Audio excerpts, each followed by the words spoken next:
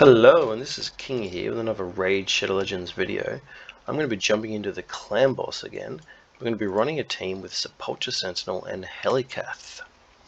So this team is for Ultra Nightmare mode, but with a slight adjustment it can suit Nightmare mode. But then you have to continue with that adjustment as you switch between the two. It's completely affinity friendly though, and it should be pretty good damage. I've went with Anax for my DPS champion, maybe someone a bit more general, not so endgame, and also Farrakhan the Fat in there for a bit of DPS and counterattacks as well. So that way, I'm assuming this team is maybe a 60 mil team, if the team composition goes correctly. Now, helicath and Sepulcher Sentinel, their speeds in this team is 247 on Sepulcher and 241 for helicath. So, it works from anywhere between 240 to 249 as long as they're sort of like 4 to 5 speed apart. And if you want it to run on Nightmare mode, have helicath faster than Sepulcher Sentinel, but as this is going to be an Ultra Nightmare run, I'm running Sepulcher Sentinel faster than helicath. And then as for the other 3 champions, they can be ran between the speeds of anywhere between 191 and 200. So I've got Godseeker Neri, she's in there for the buff extension. She's coming in at 199 to be the fastest of the 3, and then the other 2 are just above 191 and slower than her, so they're easy. For Anax, I've turned off his A3 because I don't need that weakened, and he's also got an extra 24 hidden accuracy from his Masteries there, so his accuracy is actually good to go. Farrakhan the Fat has tons of accuracy. And then Godseeker Neri, she can be easily swapped out for like a Valerie. If you run everyone on say 1 immortal set, then you don't have to worry about heals, and then that way you can pick up that extra damage. I think it's called Harder Glory Mastery, which means that Godseeker Neri, because I just have her in there for the heals, but if you bring a Valerie, the rare champion instead, then she brings a 25% increase attack, which this composition doesn't have any of that, so that'll help a lot. Alright, well, let's get into the team and we'll see how it goes, see if it goes to plan. Oh, one side note, important note actually. So Godseeker Neri, she's delaying A1 by 1 turn, but then you manually have to delay it 1 more. And then other than that, Sepulcher Sentinel opens with A1, and then everybody else is default, as it is. But I've got Anax with his A3 turned off and Farrakhan A3 prioritized, not that I probably need to. Alright, so let's run the team here. See how it goes. Not everyone needs 100% critical rate because Farrakhan the Fat brings the increased critical rate. He himself, however, doesn't get the buff, so he will need increased critical rate.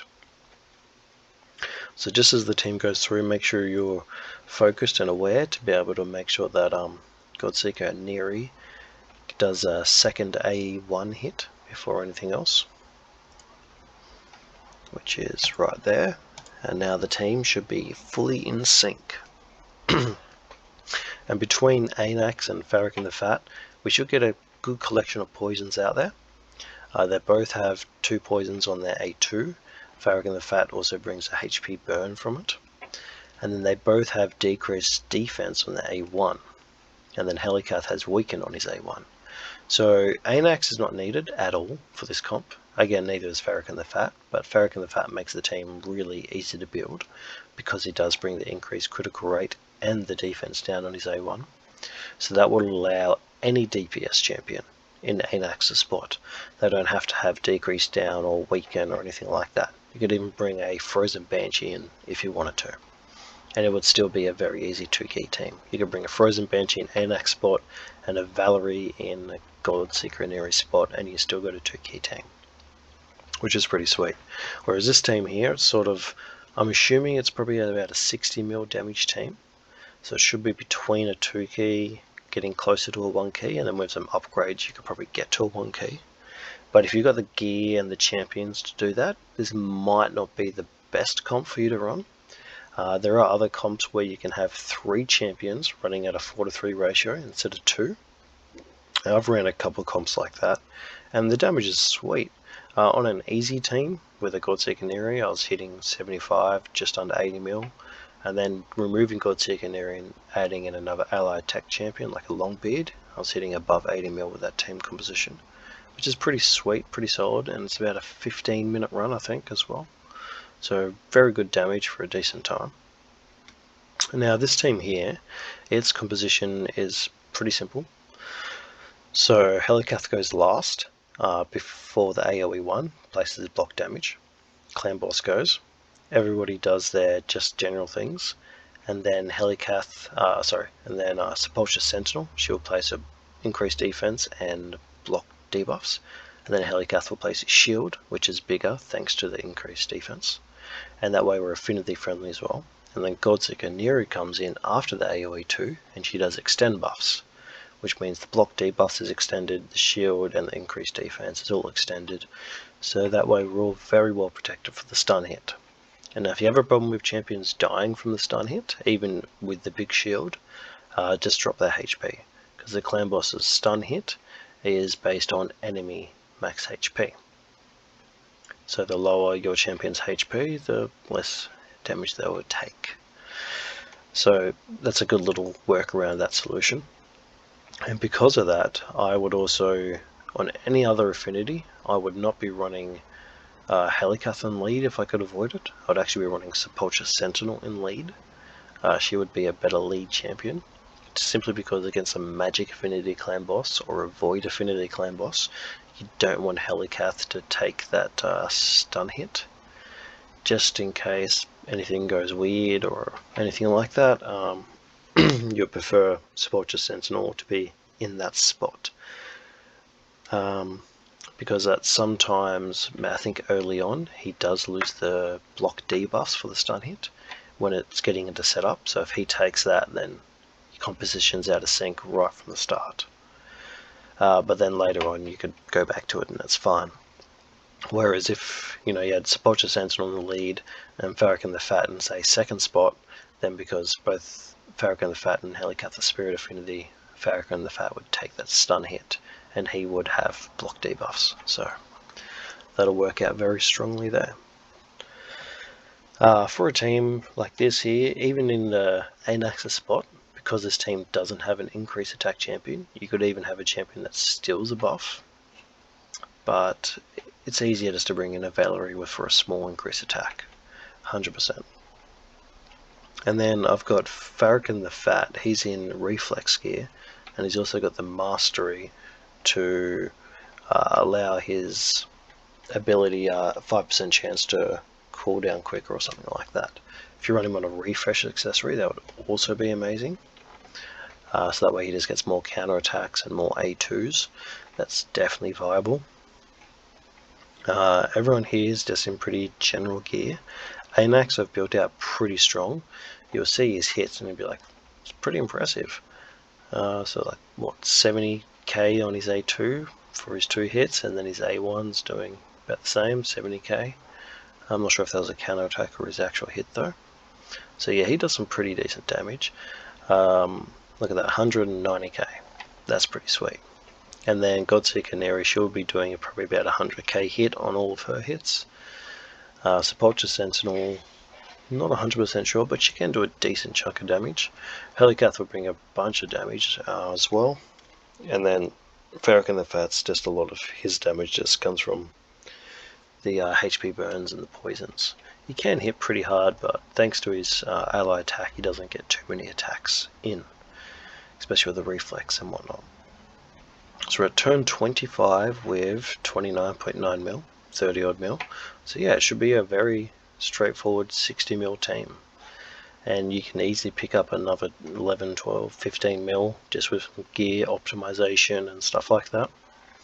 So yeah, pretty solid team in that standards.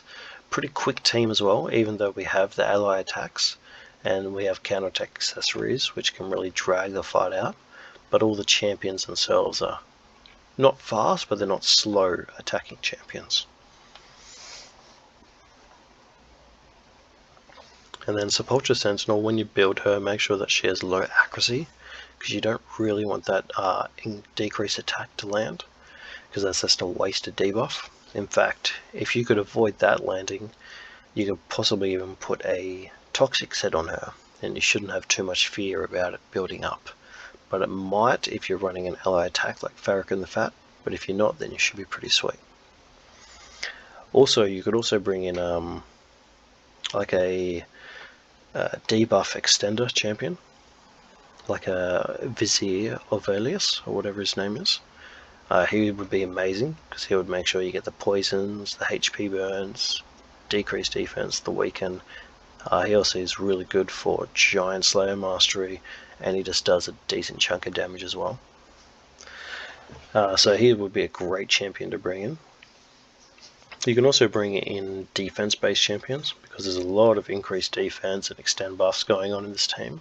So you could even bring in champions like Resin Scarhide, who smacks pretty hard, and champions as such. But generally, for if you want to get poisons as well, any sort of poison champion would be great. You could bring in a Venus, and you could turn off her A2, because you've got decreased defense and you've got weaken.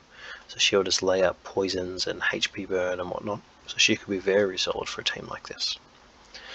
Now, as I was saying, this team here, the damage is solid. It's a very easy build. Like if you had these exact champions, but your gear was nowhere near as much, it would still be an easy 2-gear team. And if you had these champions and you optimize their gear, you got a 1-gear team, which makes it quite good. Now on Magic Affinity, it'll be a bit tough, but that's where you would take out Anax and you bring in another DPS champion. I've done a very similar team with this one with a, what's his name, Dracomorph, and I was able to turn off his A3, and he was able just to bring about 84 mil damage to my team. And then on Magic Affinity, I turned his A3 back on, just in case we got too many weak hits from Farrakhan the Fat and helicath, and the team was still doing around that 77 mil damage. So very solid team composition, and it's easy with the speeds, which is what I like. Much better than I think running 3 4-3 champions. And with Farrakhan the Fat and Reflex, or a Longbeard and Reflex, or even that new champion, the fusion champion that's happening as right now as I post this video, he's got an ally attack with all allies, so even that can be quite solid. Not the best ally attack champion, I think Lonothril or something like that. But yeah, Farrakhan the Fat is one of my favourite epics, especially for clan boss. So for unkillable or block damage teams, his increased critical rate, increased critical damage just makes building teams really easy, because you only need 70% critical rate. But then also for survivalist teams, he's awesome because he's got the body block passive, where he is able to deflect damage incoming onto him. And then he also brings 2 poisons and HP burn. So very solid all-round champion. And if you got him, build him and give him a test run. He can be used in many other areas other than the clan boss, but I think that's his highlight. It's definitely his highlight position.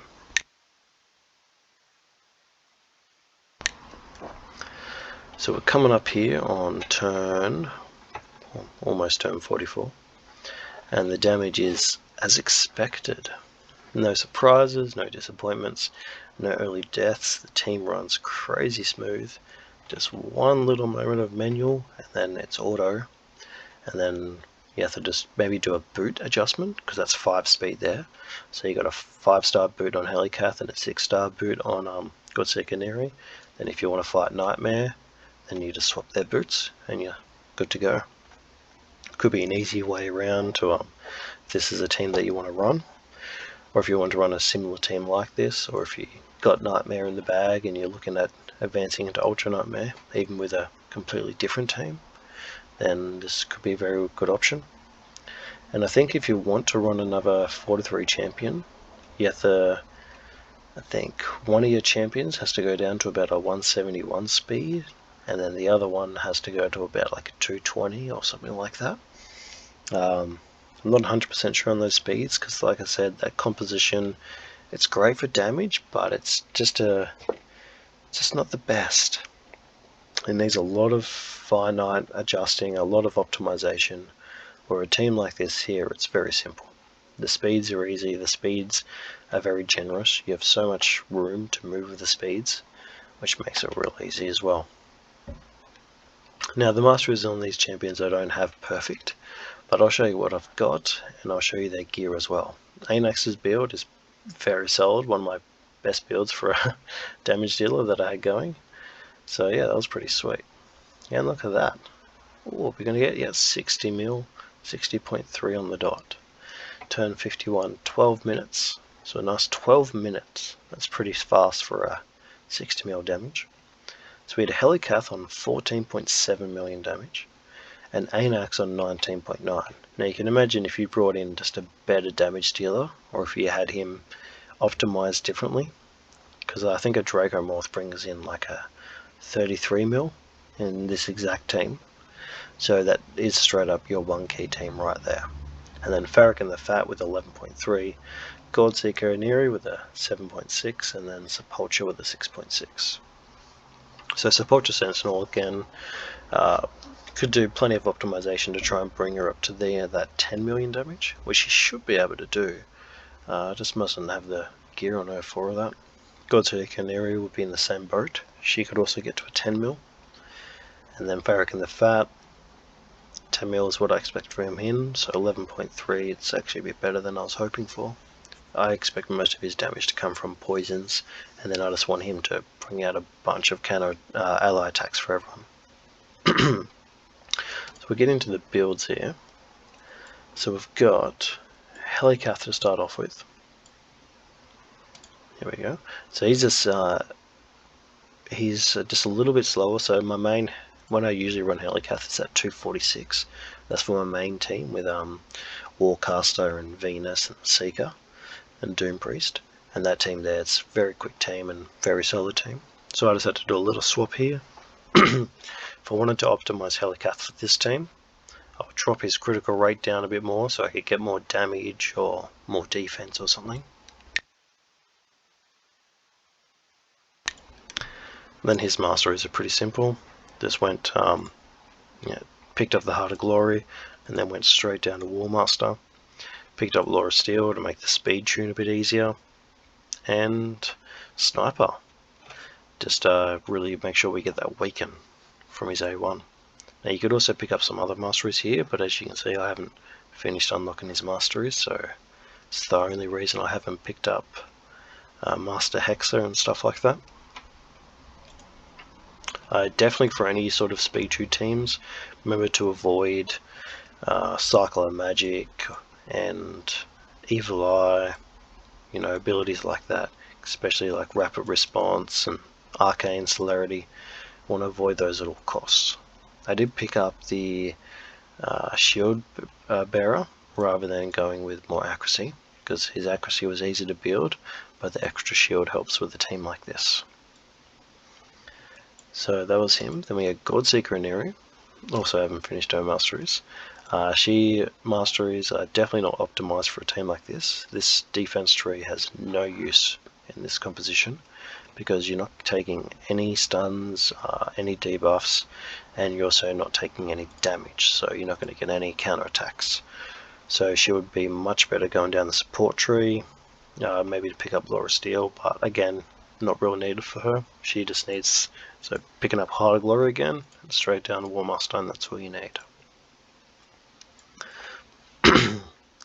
And then Sepulcher Sentinel. So she has got a little bit of extra accuracy here.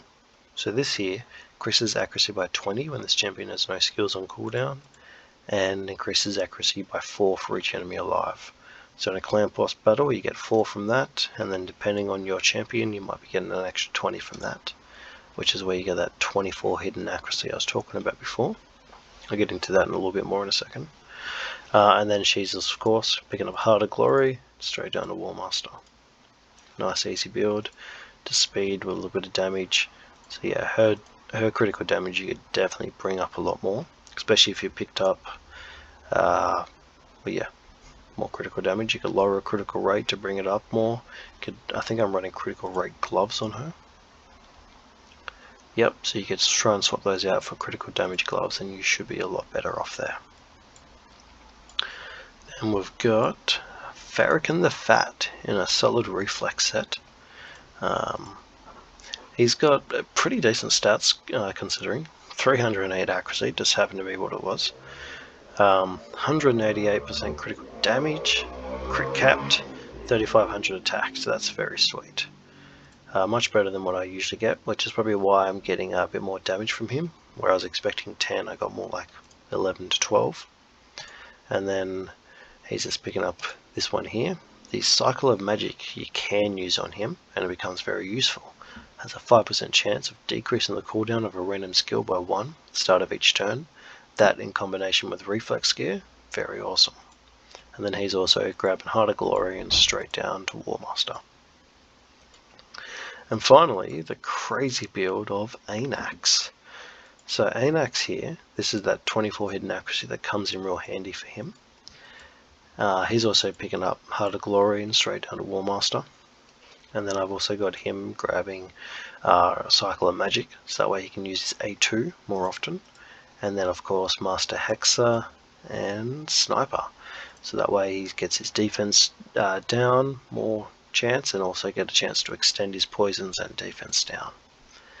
Now his stats are pretty mental, but we'll get into this for a second. So I got his A3 turned off, so that way that Cycle of Magic has a good chance for the A2, but also his accuracy, because of the charged focus, increase accuracy by 20 when this champion has no skills on cooldown, which means that every time he uses his A2, he has no skills on cooldown, so he has an extra 20 accuracy when using that, and 4 accuracy from the other mastery. So it's really good if you're able to turn off his A3, because that way he's at 213 accuracy, as shown. Masteries show he's only got plus 10, but really that's another plus 24. So he's actually running at 237 accuracy, which is plenty enough for Ultra Nightmare. And he's got 82% critical rate, 295% critical damage, which is ridiculous, and 5200 attack. One of my best attack builds on any clan boss champion, but of course you can see that not having the increased attack really harms him a bit. If he had increased attack, then most of his abilities would be hitting 100k and plus, I reckon. But yeah, very solid build. Of course you can also put him in a Savage or gear set like that, and then his damage would also be skyrocketing more. So a lot of options for him. I've got a counter attack accessory on him. The more counter attack accessories, the better. But yeah, so that's the team. Do comment below if you got any questions. If you hit that subscribe, that'd be awesome, and I'll catch you all later. Cheers.